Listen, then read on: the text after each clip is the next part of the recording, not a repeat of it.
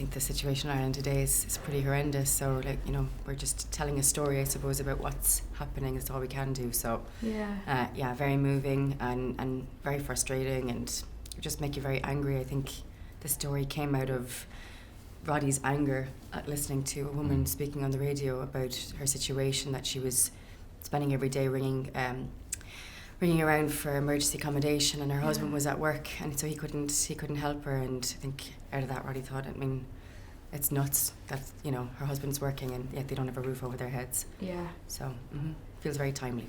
Yeah, absolutely. I was just very taken by how much happens in such a small length of time, 36 hours, and how non-judgmental the script is for its characters. They're real people, normal people who this is the last thing they expected to happen to them. So I was very taken by how much happens in it and how much they try and retain their dignity.